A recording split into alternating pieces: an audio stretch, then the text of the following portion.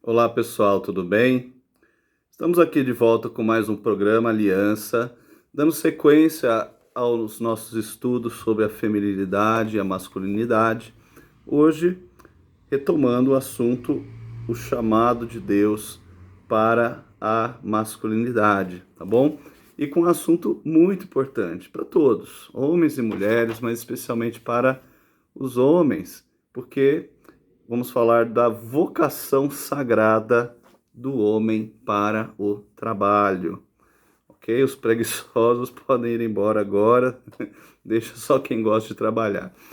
Brincadeiras à parte, gente, vamos pensar juntos aqui. Você, a sociedade em geral, respeita um homem que não trabalha? Respeita um homem preguiçoso? De verdade, a gente sabe que não, né? E nem a Bíblia, porque o apóstolo Paulo diz lá em 2 Tessalonicenses 3:10, se alguém não quer trabalhar, também não coma. Ele não está dizendo, olha, dê uma cesta básica para ele. Não, ele está dizendo o seguinte, deixe ele passar fome até que ele comece a trabalhar, tá? E por que isso? Sem dúvida porque é um assunto muito sério, de que Deus, né, fez o homem para trabalhar. A vida de um homem é uma vida de trabalho, isso é bom e agrada a Deus, ok? Então, tendo isso em vista, a gente não pode deixar de considerar que muitas pessoas detestam os seus empregos, tá? Mas será que elas detestam o emprego porque elas não gostam de trabalhar? Não, é porque por trás dessa frustração com, sei lá, condições ruins ou algo insatisfatório, algo que não é reconhecido, a gente vê que no fundo do coração deste homem ou desta mulher está o reconhecimento de que o trabalho ele precisa ser significativo, ele precisa ser agradável, tá? Eu observo muitas vezes pessoas em condições de trabalho que a maioria de nós não aceitaria, né? Tipos de trabalho que, em geral, a gente considera algo braçal, algo difícil, todavia essas pessoas estão trabalhando com alegria. Eu me lembro de um servente de pedreiro que trabalhava duro, ganhava pouco, mas passava o dia cantando e louvando a Deus, né? E muito feliz pelo seu trabalho, tá? Uma cena muito comum na nossa cidade também são os lixeiros, né? Que correm e passam de um lado para o outro, pula atrás do caminhão, muitas vezes também cantando, assobiando e fazendo festa. Talvez eles não tenham a remuneração que eles gostariam, né? Mas a maneira de encarar o trabalho com leveza indica que eles reconhecem que é um trabalho honesto, é um trabalho honrado, né? É algo satisfatório, né? Dentro, né? do possível. E isso fala muito sobre o valor intrínseco do trabalho, ou seja, o trabalho tem valor em si mesmo, ok? Bom, dito isso, gente, precisamos reconhecer que, todavia, o trabalho, né, ele degradou, né, após a queda. Bom, todo trabalho, né, todo trabalho, ele traz satisfação. Você já deve ter sentido isso muitas vezes quando você conclui um trabalho e ele está bem feito, né? E você fica orgulhoso daquilo, né? Apresentar para o seu chefe, ou se você é um estudante, apresentar para o seu professor. A gente gosta até de mostrar para a esposa, para a mãe, né? Para um amigo. Isso porque nós somos feitos para o trabalho, tá? E Deus quer que a gente invista paixão significativa em nosso trabalho para encontrar um significado verdadeiro, né, no trabalho. Apesar disso, a gente luta, né, no trabalho com diversas tentações, com aquele glória, status mundano, egoísmo, tipo de prazeres que são pecaminosos associados ao trabalho. Algumas pessoas que acabam encontrando ou condicionando a sua identidade ao trabalho, ao emprego, à carreira, ou à empresa que trabalha. E nada disso é culpa do trabalho. É culpa do nosso pecado, né? Ah, quando o pecado entrou ali no Jardim do Éden, né? Ele alterou a natureza do trabalho, né? Mas o fato é que o trabalho já existia antes do pecado. Então o trabalho, ele é inteiramente santo e bom. O trabalho é um dom de Deus, ele não é um castigo pelo pecado, porque antes da queda a humanidade já tinha tarefas a cumprir, como cultivar e guardar, que a gente já falou aqui nesse estudo, né? Ah, e Deus, tudo que ele criou, ele disse que era muito bom. Então, o problema não é intrínseco ao pecado, mas com o pecado veio a punição, de que o trabalho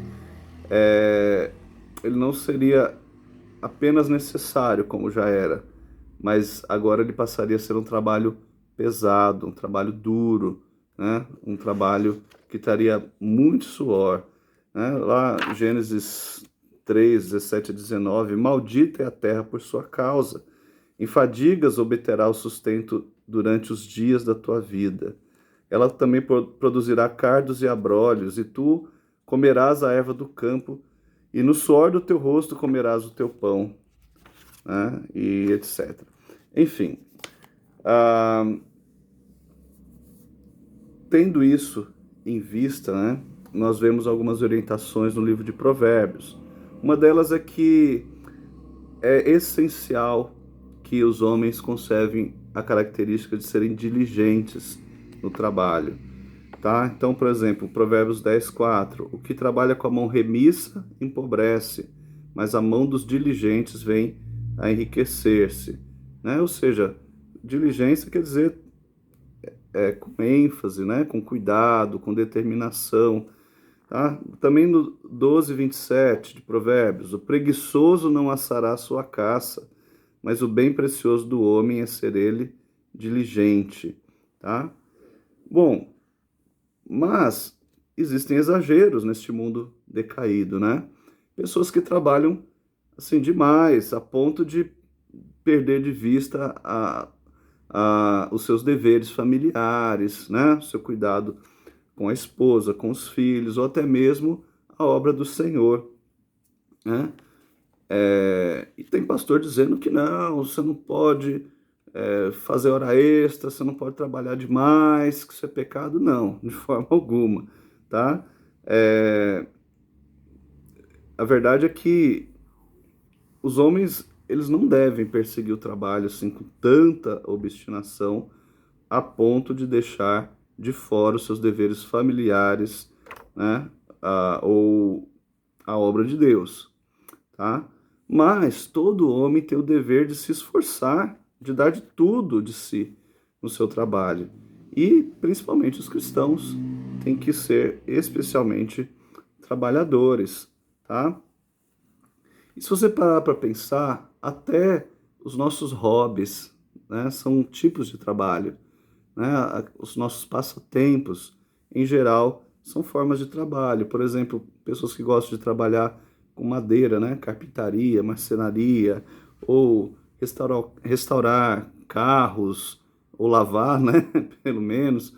Ah, cuidar de jardim, pescar, outros esportes, enfim. Todos são tipos de trabalho.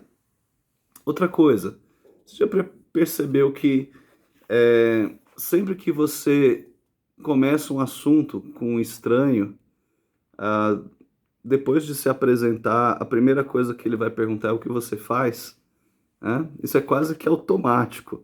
O que que você faz? E a sua resposta, né, a forma que você responder, certamente vai dizer para as pessoas o que elas devem pensar de você, né? Eu, por exemplo, já tive muitas formações ou profissões na minha vida, né? E atualmente exerço algumas simultaneamente. né? E aí, dependendo do tanto que eu quero conversar com aquela pessoa, eu, eu digo uma parte, eu digo tudo, né? Enfim, conforme for a oportunidade, né? A ocasião, o que eu quero que a pessoa pense de mim, vou falar, né? Tem gente que pode ser ao mesmo tempo, né? Sei lá, engenheiro, administrador, né? Ter também um trabalho, né? Religioso, enfim, coisas desse gênero. Mas o fato é que as pessoas em geral estão interessadas no trabalho dos outros, o que mostra que isso não é aleatório, isso brota da própria teologia do trabalho. O trabalho ele é tão central, tá, para o chamado de um homem, que além da gente adorar a Deus quando a gente for para o céu, a gente vai trabalhar lá também. A gente vê isso quando Jesus conta duas parábolas falando desse futuro glorioso, né? Uma delas é a parábola das minas, que está lá em Lucas 19. Então, aquele servo, né, que recebeu 10 minas, ele apresentou um lucro de outras 10, né? Então, o Senhor responde a ele, muito bom, servo bom, porque foste fiel no pouco, terás autoridade sobre 10 cidades. Então, ele vai trabalhar, né, no céu. E a parábola do talento, a mesma coisa, né? O servo lá que investiu 5 talentos e ganhou outros 5, o Senhor responde, muito bem, servo bom e fiel, foste fiel no pouco, sobre o muito te colocarei. Entra no gozo do teu Senhor, lá em Mateus 25.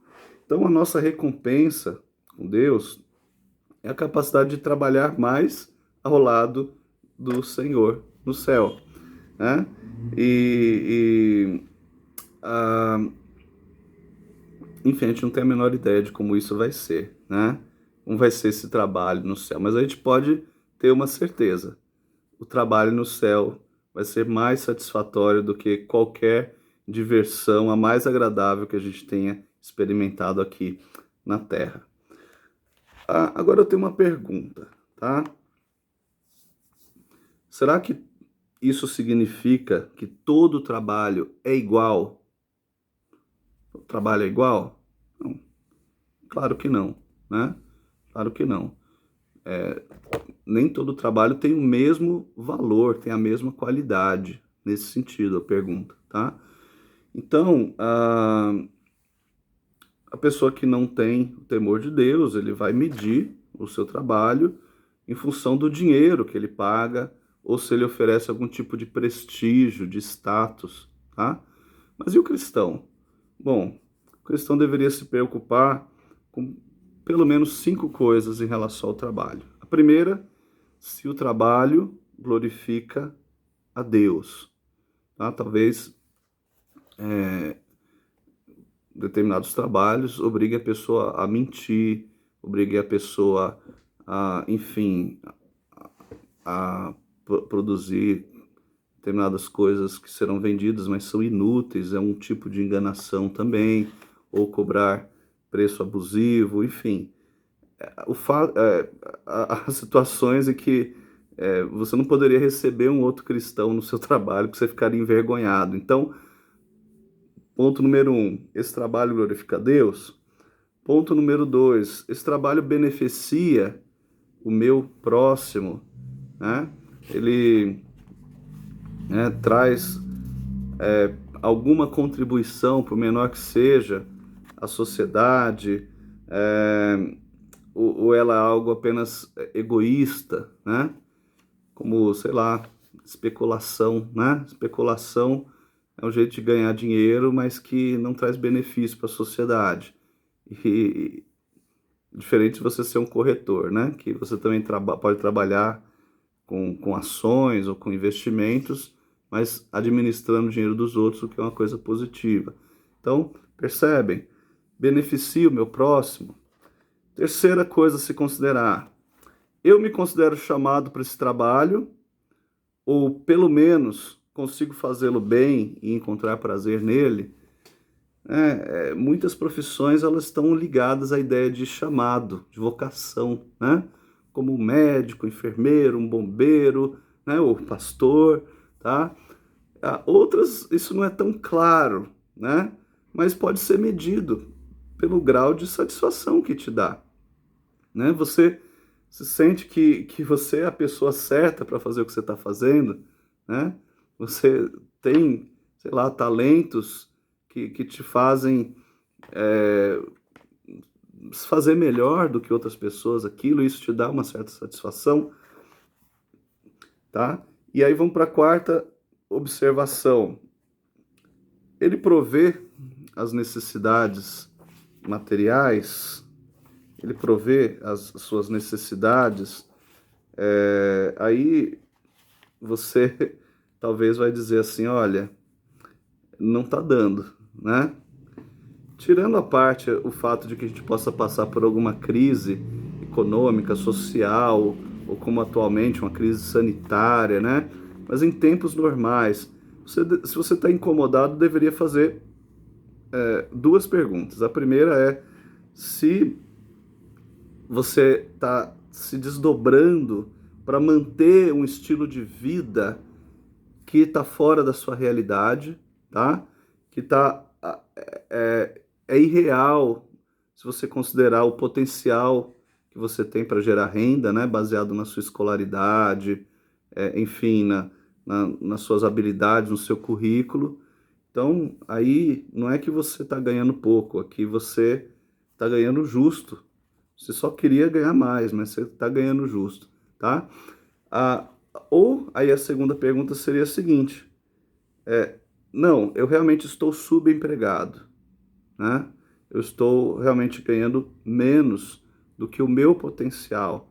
Então, o que que eu preciso fazer a respeito, tá? Então, são duas perguntas que envolvem essa quarta observação, né? Que é se ele provê ou não as necessidades aí materiais. E a quinta pergunta é se o meu trabalho me permite levar uma vida equilibrada e piedosa. Porque, obviamente, muitas pessoas, pelos mais diversos motivos, mas normalmente por ganância, né? Ou como uma fuga de alguma situação familiar, vai acabar se mergulhando no trabalho, se tornando um workaholic, né? Viajando demais a trabalho, fazendo hora extra demais, ou se ocupando em muitos empregos, às vezes sem necessidade, comprometendo a vida familiar, comprometendo o serviço cristão. O bom trabalho, ele deve gerar uma vida equilibrada, em que haja espaço também para a piedade, ok? Então, qual é o trabalho certo para você? Tá? Um trabalho que glorifica a Deus, um trabalho que beneficia o próximo, um trabalho que te dê satisfação, um trabalho que proveja as suas necessidades materiais dentro da sua realidade e um trabalho que permita você ter uma vida equilibrada e piedosa, ok? Agora, as pessoas vão passar a vida inteira fazendo o mesmo trabalho? Não, óbvio que não, tá? Se você é mais jovem, talvez você não tenha ainda noção disso, mas durante, né, o curso da nossa vida, o trabalho certo ele pode mudar, né? Pode mudar. O que faz de um emprego, de uma carreira, algo certo para um homem, pode mudar ao longo do tempo, né? Quando você é mais jovem, suas necessidades são menores e você vai se submeter eventualmente a um trabalho mais braçal, né, na intenção de pagar os seus estudos, ou de casar, ou de, enfim, constituir uma família e coisa e tal. Bom, mas você, depois de algum tempo, vai se sentir incomodado, vai querer algo mais e possivelmente queira investir num estudo, numa faculdade, em algo que te possa colocar num outro patamar, né?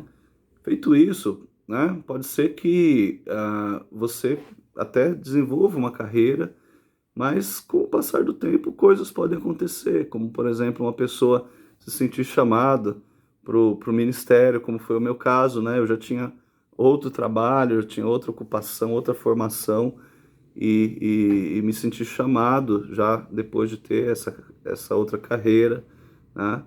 E ou pode ser alguma outra coisa, você vê uma oportunidade de abrir um negócio, enfim, essas coisas podem acontecer, né? Ela é muito comum. Começamos por baixo, né? A dificuldade, os baixos retornos nos motivam a trabalhar duro na escola, nos preparar para carreiras mais recompensadoras, né? A gente tenta entrar num campo de interesse, mas, pensando num trabalho mais agradável, ah, e que dê condições de prover para nossa família, coisa e tal. Às vezes o Senhor intervém, nos redireciona, e quando isso acontece, o que eu devo fazer? Precisamos buscar o Espírito de Deus, né, em oração e seguir a sua orientação. Caminhando para o final, gente, queria tocar num ponto que é o trabalho que agrada a Deus, tá?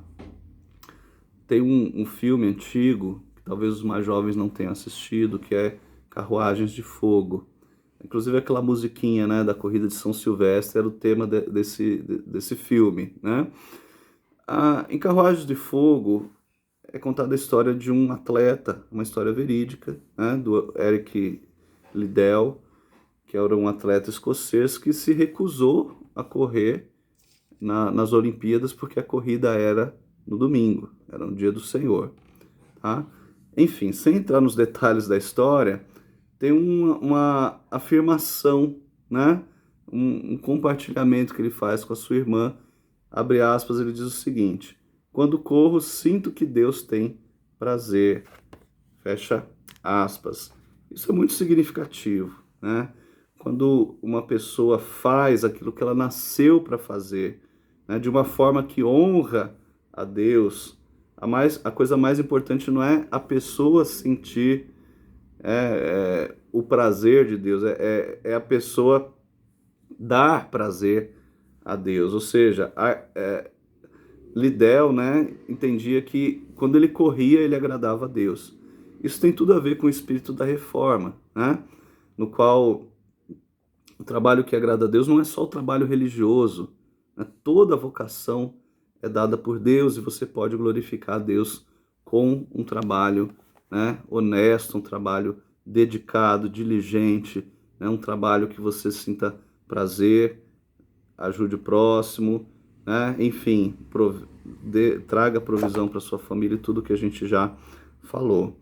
Tá? Os homens cristãos devem usar as suas habilidades dadas por Deus ao máximo, de forma a buscar isso, a dar prazer a Deus por meio do trabalho que nós oferecemos a Ele. A melhor maneira de honrar a Deus em nosso trabalho é oferecer tudo o que fazemos diretamente ao próprio Senhor. É o que Paulo diz em Colossenses 3,17. Tudo o que fizerdes, seja em palavra, seja em ação, fazei-o em nome do Senhor Jesus, dando por ele graças a Deus Pai. E lembrando que quase tudo que a gente faz, né, em termos de trabalho, a gente faz junto com outras pessoas, né? Quase tudo que fazemos, fazemos pelos outros. Isso nos leva a compreender que o nosso trabalho vai ter gente abaixo de nós e acima, né? Ou uma ou outra, ou as duas coisas. Ou seja, nós teremos chefia, né? Nós teremos também subalternos, né? Então, aqueles que estão no patamar mais inferior, né, são chamados a servir aqueles que estão acima de uma forma que agrade a Deus. E aqueles que estão no degrau de cima também são chamados por Deus a liderar os que estão embaixo de uma forma que agrade a Deus. As duas coisas são dignas diante de Deus. Ainda em Colossenses, né, é dito aos servos, no versículo 3, versículo 22. Servos, obedecei em tudo ao vosso Senhor segundo a carne, não servindo apenas sob vigilância, visando tão somente agradar a homens, mas em singeleza de coração, temendo ao Senhor. Tudo quanto fizerdes, fazei de coração, como para o Senhor e não para homens, cientes de que receberei do Senhor a recompensa da herança. A Cristo, Senhor, é que estais servindo, ok? Ah, tem pessoas que às vezes reclamam de situações inusitadas. Tem uma que uma vez eu ouvi de uma pessoa que foi mandada embora do serviço. E por quê? Porque o chefe pegou ela no horário de serviço lendo a Bíblia, né? E ela se justificou, dizendo, não, mas eu estou fazendo aquilo que Deus me mandou fazer. Estou fazendo uma coisa justa, uma coisa honesta. Só que totalmente fora de contexto, concordam? Então, você não pode usar um pretexto desse, até religioso, para ser preguiçoso ou para inverter as prioridades, né? Ou para tentar agradar homens ao invés de Deus. Porque você, ao não cumprir com seus deveres, você estará desonrando ao Senhor, né? A gente não honra ao Senhor quando é negligente com as obrigações de trabalho que aceitamos e que outros creem que nós honraremos. Isso vale para o trabalho, isso vale para o estudo também, né? Porque o estudo também é um tipo de trabalho, né? O trabalho do estudante é estudar, tá bom? Agora falando da liderança, né? O pastor é um líder, concordam? E a principal tarefa é pregar a palavra, mas ele evidentemente tem que pregar para os seus sermões, né, em benefício da congregação, né? É agradável a Deus que, que ele pregue realmente de forma a interagir com as pessoas, algo que seja relevante para as pessoas, né? O contrário disso, Deus não se agradaria. Mas, por outro lado, todo esse esforço do pastor em fazer um sermão que entregue uma mensagem relevante, né, que cative as pessoas, não pode ser feita totalmente à parte daquilo que a palavra de Deus diz. Ou seja, haverá coisas duras para serem ditas, haverá coisas importantes, muitas vezes desagradáveis, mas elas precisam ser ditas porque são a palavra de Deus. Também Deus não gostaria que o pregador quisesse tanto agradar ao seu público que se esquecesse da verdade, né? Então, também, qualquer outro tipo de trabalho, né? Deus não quer que você, como líder, né, ou chefe, enfim, faça uma empresa só para os empregados serem felizes. Na verdade, se espera que eles deem lucro para a empresa, né? Se espera que eles sirvam de forma produtiva, lucrativa, adequada, né, ao seu currículo e tal. Mas, em contrapartida, você também, como líder, tem que fazer o possível para que eles sejam recompensados, sejam reconhecidos e se sintam bem trabalhando onde eles trabalham, tá? A suma de tudo isso é que Deus se importa com o modo como tratamos as outras pessoas no nosso trabalho, né? A grande questão será a humildade com que glorificamos a Deus e servimos o próximo, dia após dia. Para finalizar, contar a história aqui de um jovem pianista talentoso que fez um concerto, estreando, né, sua vida de concertos numa famosa casa de espetáculo, famoso teatro. No final, toda a plateia aplaudiu em pé e ovacionou aquele talentoso pianista.